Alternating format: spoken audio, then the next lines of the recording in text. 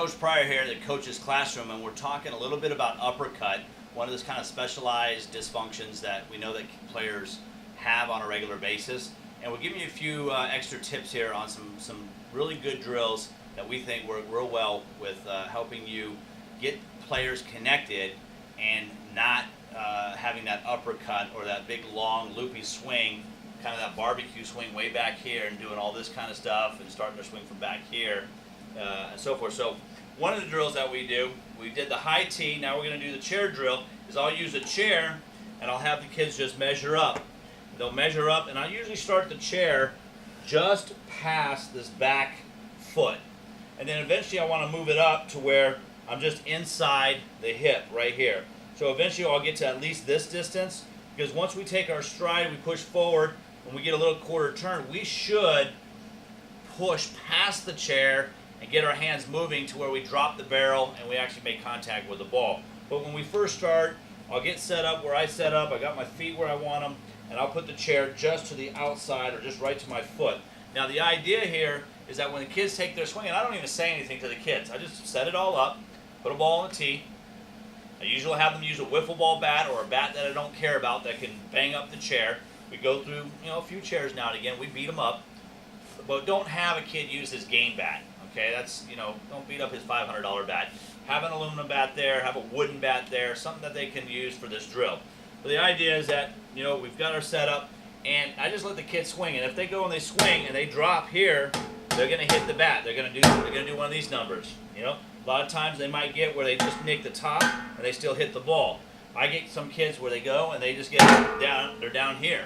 So the chair is a good reference point because it's giving instant feedback. So then the kids will keep going. They're like, God, Coach, I can't do this. Keep trying, keep trying. So they'll start fanning. Then what will happen is they'll start doing this. They'll start doing this.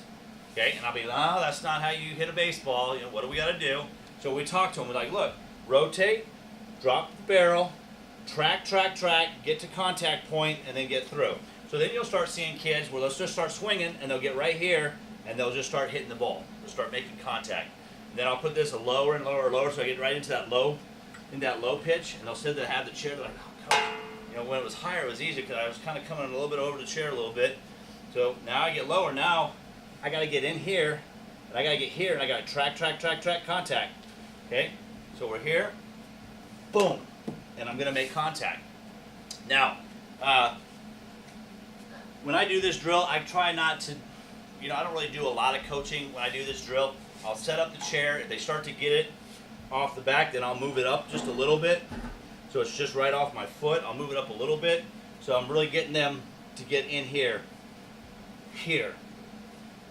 Get through and push through to the ball.